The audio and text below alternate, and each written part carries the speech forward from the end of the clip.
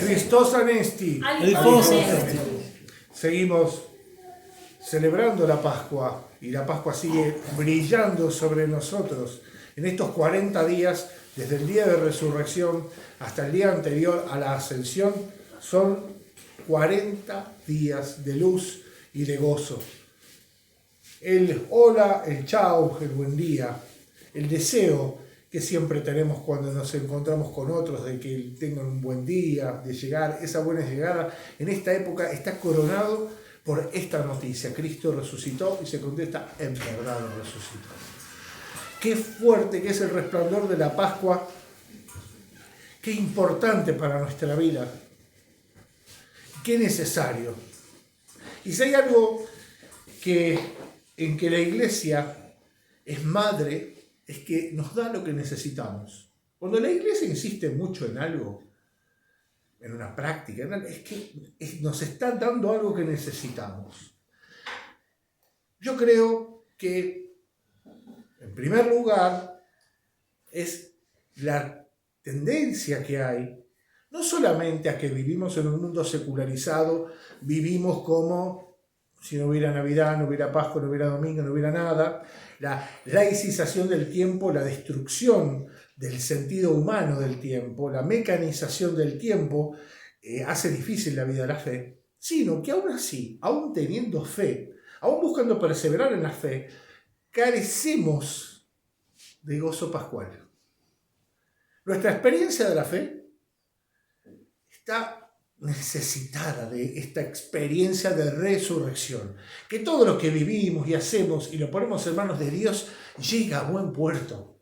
Creerle a Dios, creerle que Él realmente venció la muerte, el pecado, el dolor y tantas cosas que son obstáculos en nuestra vida, que Él nos da la gracia para iniciar una nueva vida. Él nos devuelve de la muerte. Y en las cosas de todos los días es lo primero que tiende a apagarse. Ese gozo pascual de la fe. Una familia cristiana no es solamente un grupo de gente emparentado genéticamente que van a misa. Una familia cristiana es una célula viva. Es una iglesia en pequeño. Es un organismo vivo, cuya vida brota del altar, brota de la gracia, brota de la resurrección. Sin resurrección no hay nada.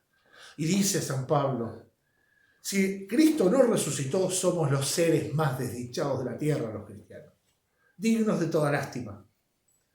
Si Cristo no resucitó, ahí está la clave. ¿Cuál es el centro de nuestra fe? Esto: vivir y proclamar la experiencia que hacemos propia, que es la vida de la Iglesia. El cuerpo y la sangre que comemos es un cuerpo y una sangre resucitados.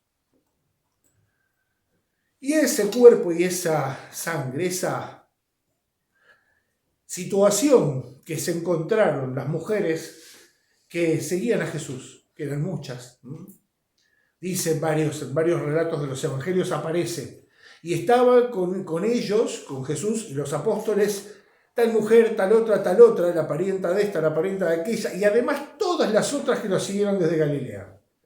Y estaba tal otra, mujer acaudalada, y además todos los otros. Entonces, a veces nos imaginamos que Jesús iba solito caminando con un grupito chiquitito. No, era una verdadera comitiva la llegada de Jesús, rodeado de gente que se adelantaba para preparar las cosas y de otra gente que llegaba para ayudar. La presencia de Jesús cuando Él predicaba no era la de una figura secundaria, la de alguien que pide permiso para decir yo soy el Señor. Una figura imponente. Los discípulos, sí, cuando lo siguen a Él, siguen como pasaba en aquella época cuando se seguía un maestro, a un rabí. Este maestro inclusive tenía la potestad de modificar algunas prácticas con motivo de enseñanza. Es por esto que Jesús adelanta un día la Pascua, y los discípulos le dicen: Señor, nos falta un día más para porque ¿cómo que nos cambiamos la Pascua? No. Él tenía la autoridad por ser maestro, y sobre todo los de aquella época, que podían hacer eso.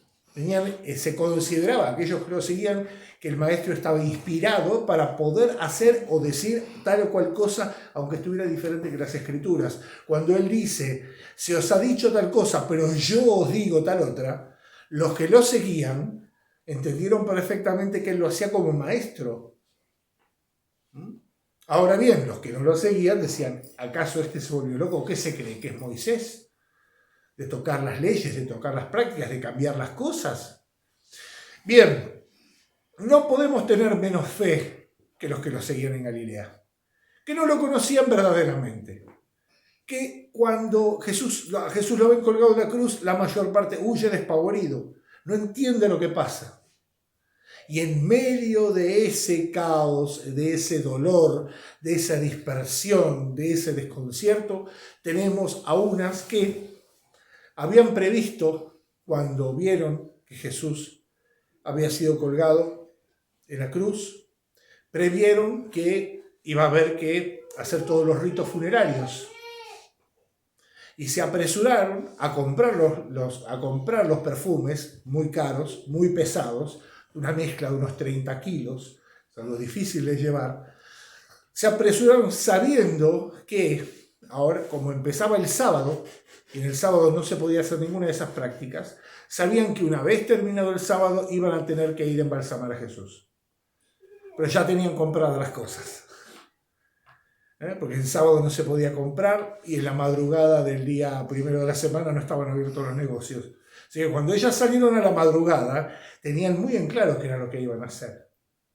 No iban a seguir al Jesús que seguían las multitudes, iban a embalsamar su cuerpo muerto, pero era el maestro.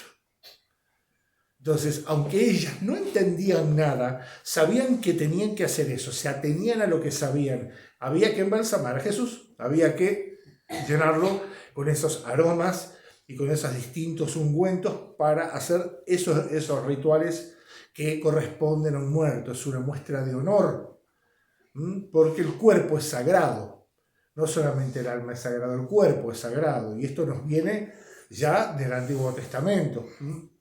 Por eso la Iglesia tardó mucho y mira con suspicacia la cremación, porque la cremación es una negación de la importancia del cuerpo.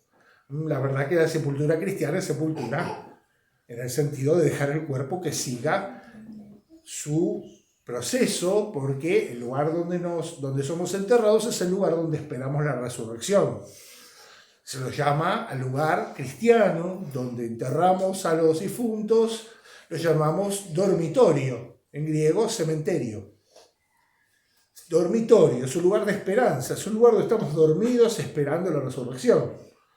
Bueno, esa dignidad, ese respeto al cuerpo de los difuntos viene de aquel entonces, viene del Antiguo Testamento, y con el primero que lo hicieron los discípulos fue con Jesús.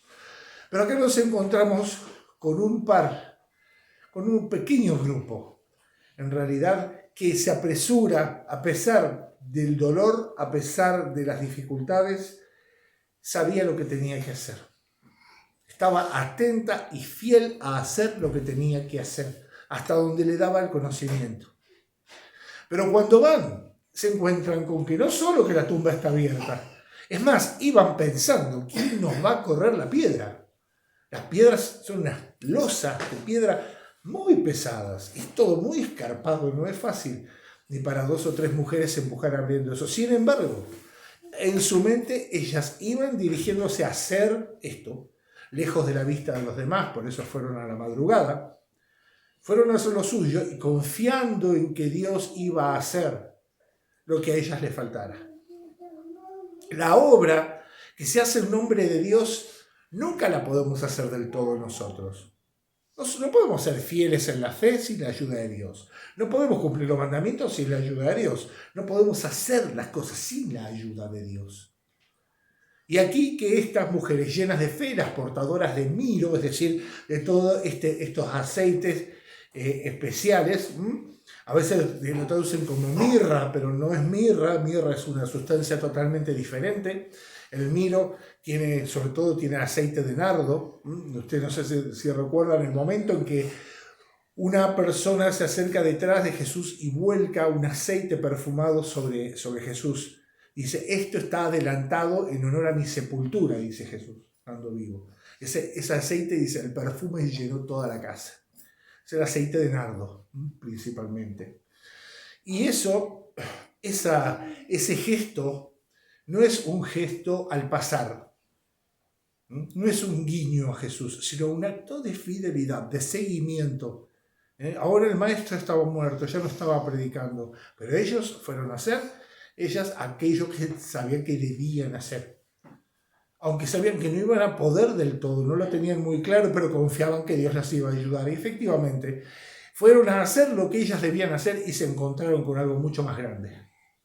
El ángel del Señor les dijo, no está aquí, ha resucitado. ¿Por qué buscáis entre los muertos a aquel que está vivo? Les dicen.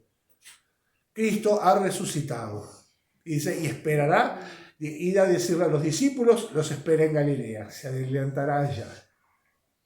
Es ahí que salen corriendo. No solo por las ganas de decir la noticia, sino porque otros textos lo aclaran, estaban aterradas de ver de golpe un ángel del Señor y ver esa aparición y esa noticia en medio de tanto dolor, de tanto estupor, obviamente que fue toda una convulsión. Pero nunca hay que olvidar que ellas se encaminaron a cumplir con su deber y se encomendaron a Dios para hacerlo. Pero Dios salió a su camino, al cruce de camino. Y Dios salió para darles inclusive un deber mucho más grande. Ya no ser portadoras de aromas para la muerte, sino portadoras de palabra de vida. Cristo ha resucitado. Cristo venció a la muerte. Eso que esperábamos, eso que creemos, eso es lo que se ha cumplido. Y es aquí el arranque de todo lo que hacemos brota de esa fuente eterna y venida de Dios. Por eso, queridos hermanos, unámonos en la oración a estas santas mujeres que cumplieron con lo suyo y merecieron recibir todavía una medida desbordante de la presencia del Señor. Pidámosle a la Madre de Dios que encienda en nosotros este gozo pascual, la alegría de saber que vamos caminando hacia la resurrección si somos fieles a los pasos del Señor. Amén.